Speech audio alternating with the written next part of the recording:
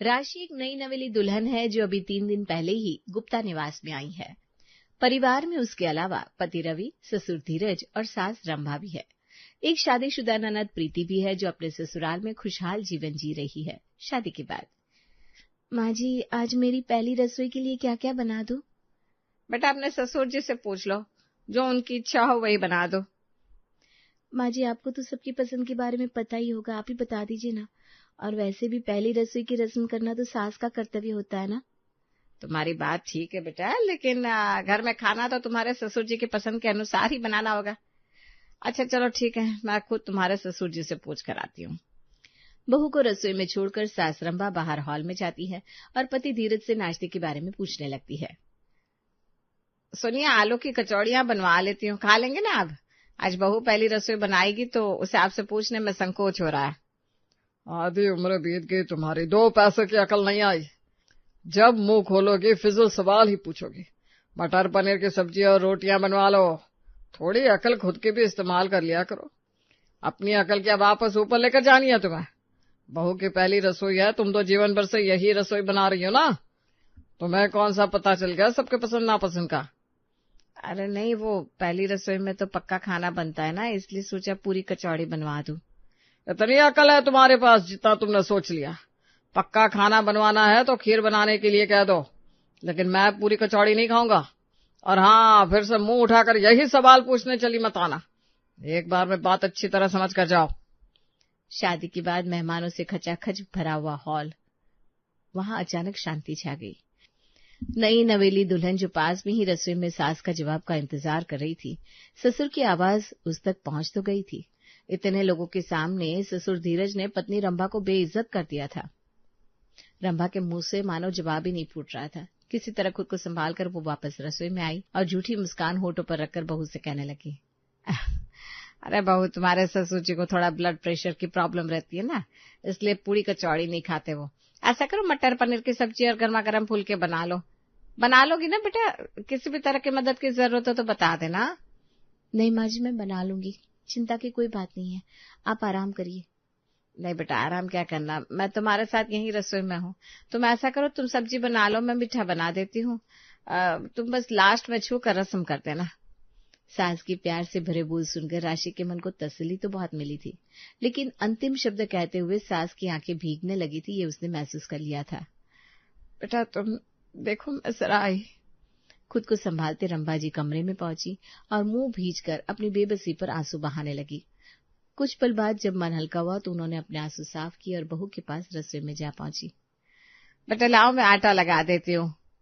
राशि ने देखा सास रंभा की आंखें वो सब बयां कर रही थी जो वो अपनी जुबान से नहीं कह पा रही थी। रंभा बहू के साथ रसोई में काम तो करवाती रही, लेकिन लगभग चुप ही रही। बहू राशि ने भी सास की पीड़ा समझ ली थी, इसलिए उससे ज्यादा बातें नहीं की। वो भी नजरें नीची किए चुपचाप अपनी पहली रसोई की रस्म में व्यस्त रही। शादी के बाद ये दूसरा दिन था। सास के चेहरे की उदासी और ससुर का ऐसा रूखा रवैया राशि के मन को छलनी कर गया था। रात को कमरे में रवि, सुबह माँ जी ने पापा जी से नाश्ते के लिए पूछा था, लेकिन पापा का जवाब तुम्हें अजीब नहीं लगा? अरे क्या अजीब होगा उसमें? ठीक ही तो कहा पापा ने। पूरी पराठा रोज रोज खाना कोई समझदारी है क्या? सब पता है मम्मी को, लेकिन बार बार एक ही बात पूछने चली जाती है। गुस्सा नहीं आएगा तो क्या होगा? तुम्हें ये बात जरा भी अजीब नहीं लगी कि पापा जी ने इस तरह से माँ को जवाब दिया? इस बात को किसी और तरीके से नहीं कहा जा सकता था क्या? अरे यार, तुम अभी 2 दिन पहले इस घर में आई हो, क्यों फालतू की बातों में अपनी नाक घुसा रही हो? जब मैं कुछ नहीं बोल रहा हूँ तो तुम्हें ये सब सोचने की क्या जरूरत है? अपने काम से मतलब रखो ना यार। मैं कोई नाक नहीं घुसा रही हूँ रवि, मैं सिर्फ एक छोटी सी बात कह रही हूँ कि मान भी लिया कि माँ जी ने कोई गलत बात पूछ ली थी, लेकिन फिर भी इतने मेहमानों के सामने पापा जी को माँ पर इस तरह से चिल्लाकर बात नहीं करनी चाहिए थी। उन्होंने तो इस बात का लिहाज भी नहीं किया कि मैं भी सब सुन रही थी। मेरा तो घर में पहला दिन था, फॉर्मेलिटी के लिए ही सही उन्हें मेरे सामने माँ को ऐसा नहीं कहना चाहिए था। तुम इस तरह से अपनी माँ का अपमान होते हुए कैसे देख सकते हो? तुम बातों को ना कुछ ज्यादा ही बढ़ा चढ़ाकर पेश कर रही हो राशि। मैंने कहा ना, तुम अभी 2 दिन पहले इस घर में आई हो, चीजों को ज्यादा पैनी नजर से देखने की कोई जरूरत नहीं है। छोटी सी बात थी जो उसी समय खत्म भी हो गई। मम्मी तो कब का ये सब भूल भी गई होगी और तुम अभी तक ये सब लेकर बैठी हुई हो।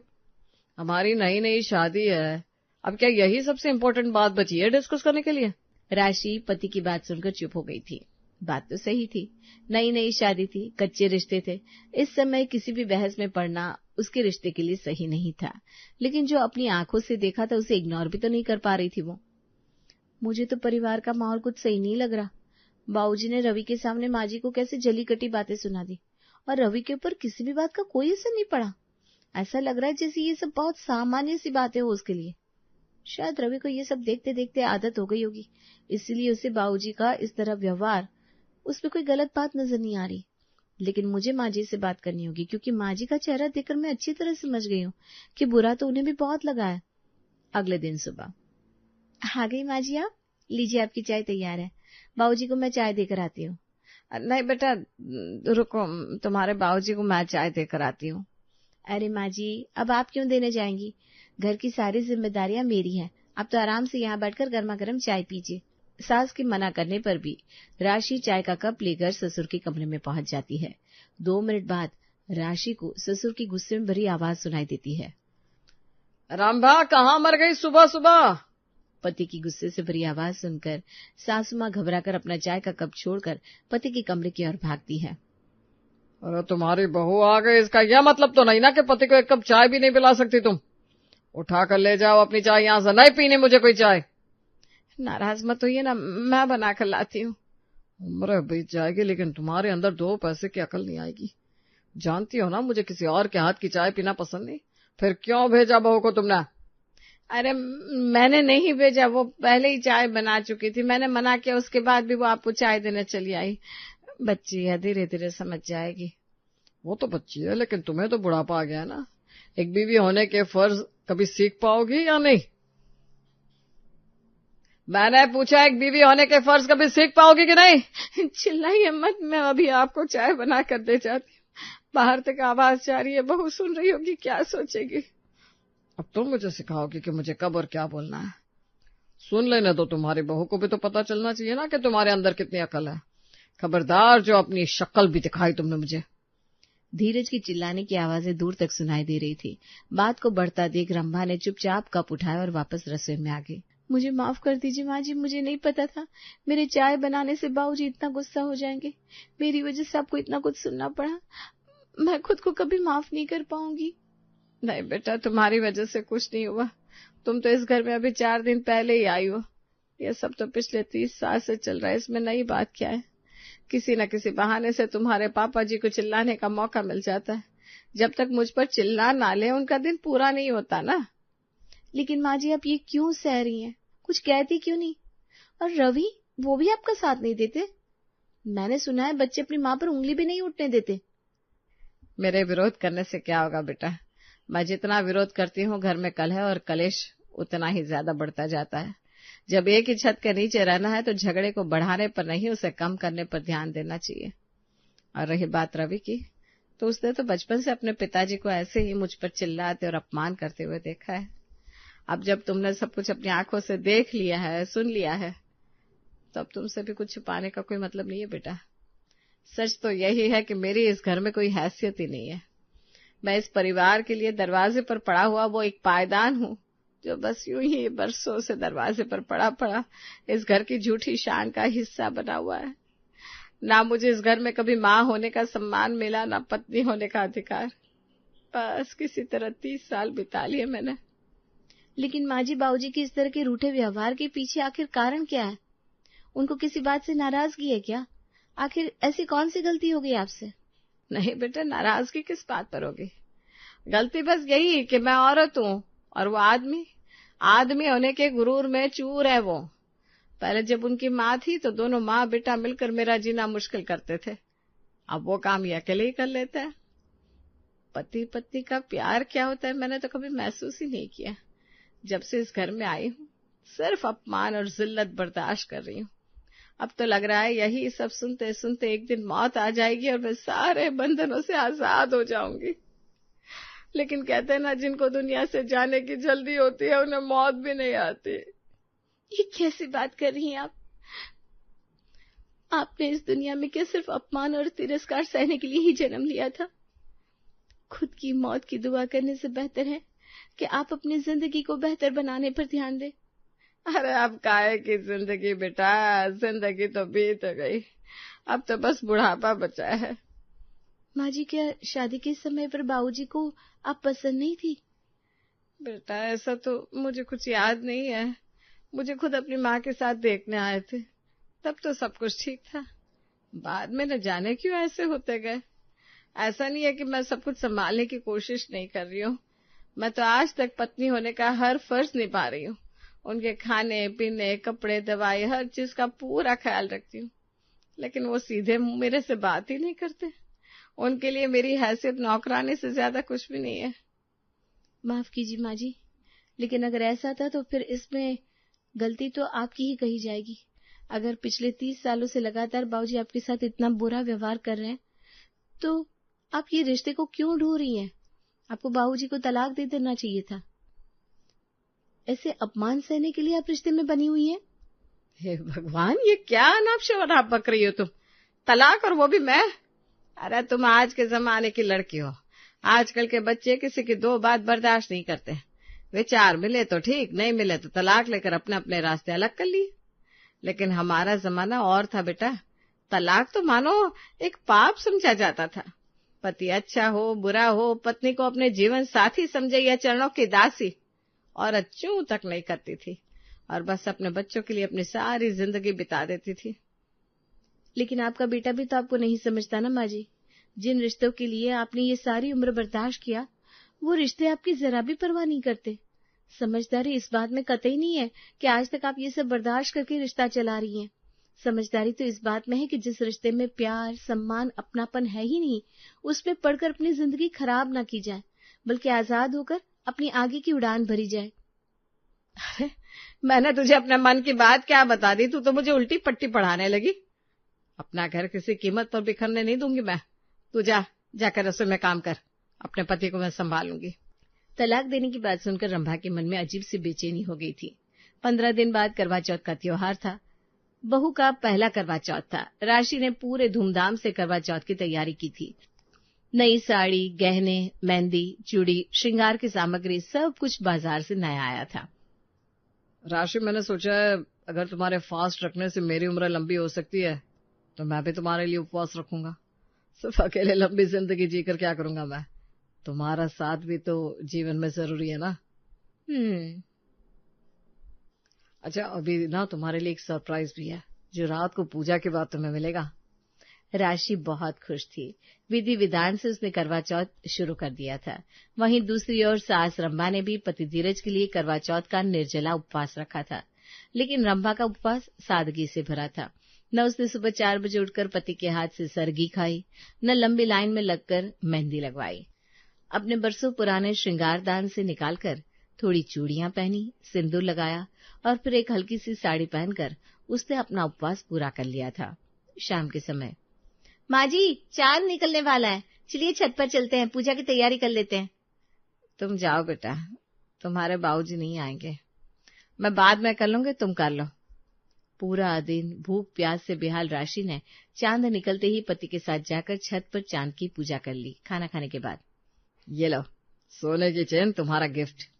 थैंक यू रवि, मैं माँ जी को दिखाकर आती हूँ। राशि सास के कमरे में पहुंची तो देखा रंभा जमीन पर गिरी हुई है। रवि, जल्दी से बाबूजी को बुलाओ, लगता है माँ जी को अस्पताल लेकर जाना पड़ेगा। लेकिन पापा तो शायद अभी घर भी नहीं आए। अगर आ गए होते तो उनके कमरे की लाइट जल रही होती। राशि और रवि माँ को पानी की छींटे देते हैं, तब तक धीरज घर लौट आता है। पापा, रात के 11 बज रहे हैं और आप अब घर लौट रहे हैं।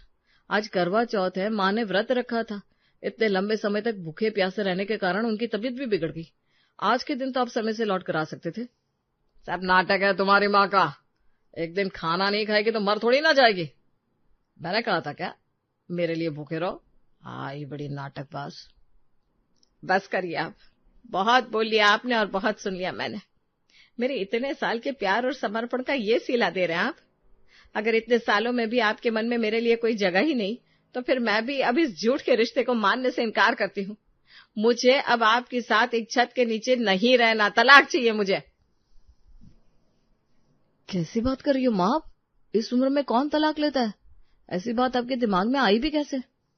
जिस तरह इतने सालों से अपने बाप के गलत व्यवहार को देखकर तूने मुंह पर ताला लगा रखा था ना, वैसे ही आज भी तू अपने मुंह पर ताला लगा ले और अपनी पत्नी के साथ अपने कमरे में चला जा। ये मेरा और तेरे बाबूजी के बीच का मामला है, मैं देख लूंगी। और आप कान खोल कर सुन लीजिए, मैं कोई धमकी नहीं दे रही हूं। कल ही वकील को बुलाकर नोटिस तैयार करवाती हूं मैं। आप भी अपने लिए वकील देख लेना। अरे भाग्यवान, क्या बोल रही हो? तलाक कैसे सोच लिया तुमने? और जाओगी कहाँ इस उम्र में? बुढ़ापे में दूसरी शादी करोगी क्या? जैसे आज तक की जिंदगी आपके साथ के बिना ही कट गई ना, आगे की जिंदगी भी बिना एक आदमी के बिता लूंगी मैं, और शायद और ज्यादा खुशी से बिता पाऊंगी। मेरी चिंता छोड़िए, मैंने कहा ना वकील का इंतजाम करिए आप।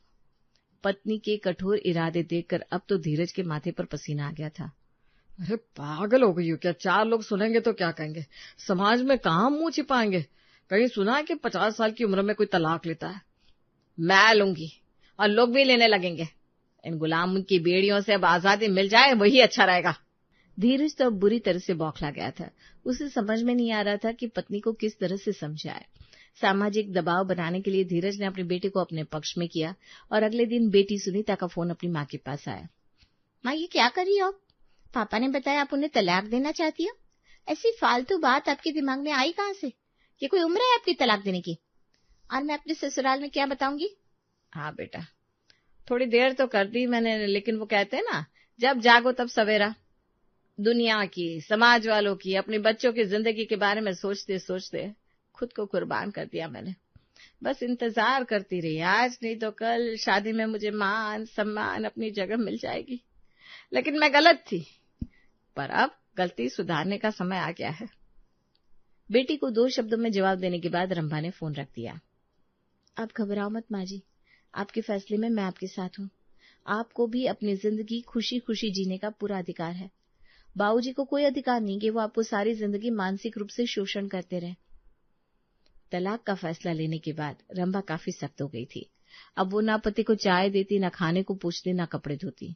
वकील ने धीरज को तलाक का नोटिस भी थमा दिया था। कुछ ही दिनों में धीरज घुटनों पर बैठकर पत्नी के आगे गिड़गिड़ाने लगा था। मुझे माफ कर दो रंभा, मुझे समझ में आ गया है कि मैंने जो कुछ किया बहुत गलत था।